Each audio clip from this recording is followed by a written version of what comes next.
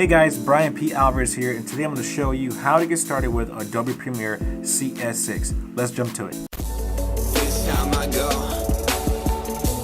This time they know us. So first off, before you do anything regarding with Adobe Premiere, you want to get organized.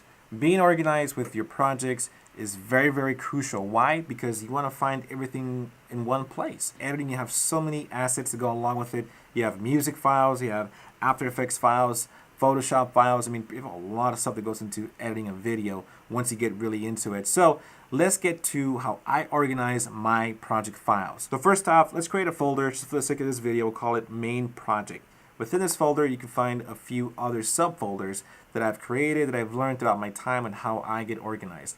Right, the first one's AEF, which stands for After Effects. You have downloads, exports, footage, graphics, music, project file, and PSD.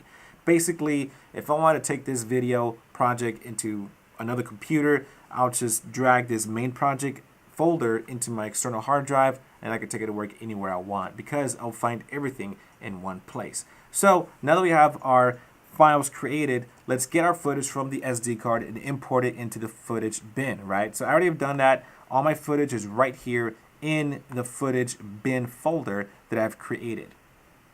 Now that I have that here, I want to find my music, throw it in there. I already have mine right here.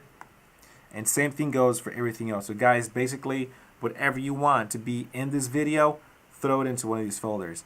If you don't have it all completed, if you don't have everything you want at the beginning of the video edit, it's fine. Just add as you go. You can even start editing and still add stuff onto those folders even while you're editing. So let's get started. Let's open up Premiere Pro.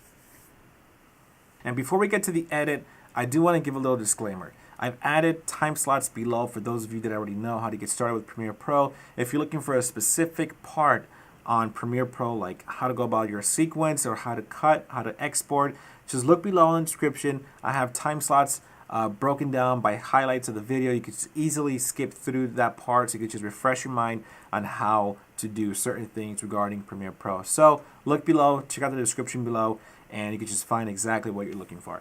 All right, so Premiere Pro just opened up. We'll go New Project, Main Project. General tab, leave it alone. Let's go to Scratch Disk. You want to make sure that it's same as Project. Why?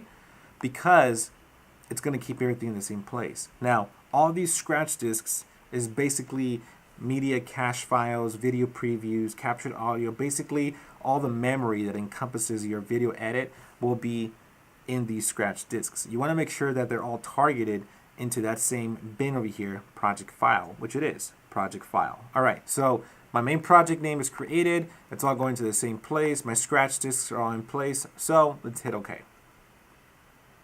All right, Premiere Pro booted up.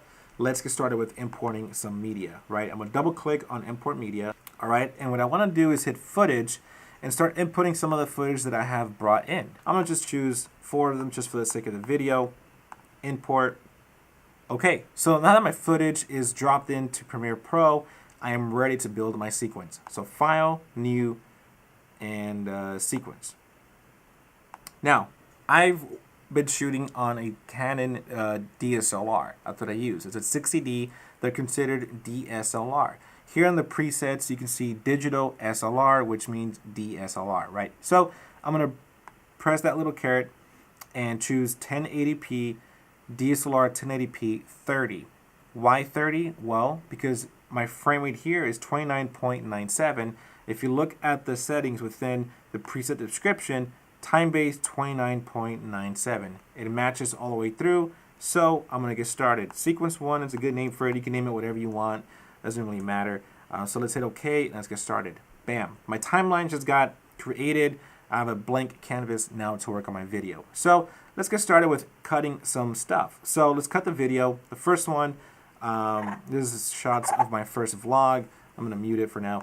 This is shots of my first vlog, so what I like to do is just scrub through it, see a good endpoint. I'm gonna press I to mark my endpoint. I'm gonna scroll over and hit the O for my out point. Now, here's an important thing to note. If you're trying to drag footage into your timeline, you can do it 3 ways. 1, you could drag the video. It will only drag that video, no audio. Second, you could drag just the audio. You could drag that, and it'll go down to this section over here, and it's not going to grab the audio. I'm sorry, the video. It's just going to grab the audio. Or you could grab both by clicking on the video preview screen, drag down, and as you can tell, it brought down 2 files down, which is audio and video. What we want to use is both audio and video when they're perfectly aligned, right? So now that I have audio and video in, if you want to zoom in to see the timeline a little more precise, hit the plus on the keyboard or the minus to zoom in and to zoom out. So this is a good view for me. Let's go on to the next clip. This is us playing a card game. So I'm going to go from here in and go a little further out to my out point. So I'm going to click that. Go to the third video, mark my in, mark my out. It's a very long video. Now say if this video is too long, if you want to cut it from the timeline, you want to hit C on the keyboard and turns into a little razor blade.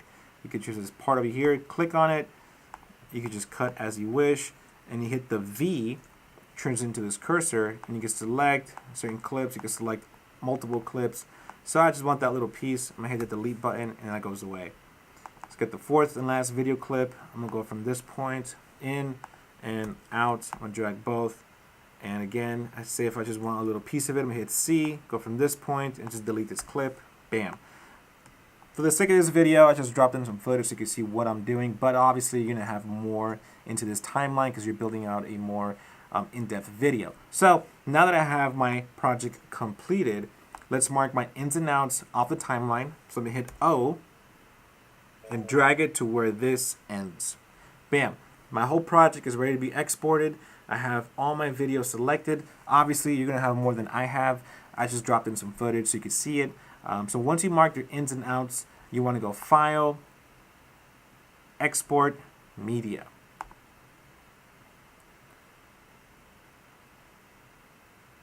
Now, do take in mind, let's go back.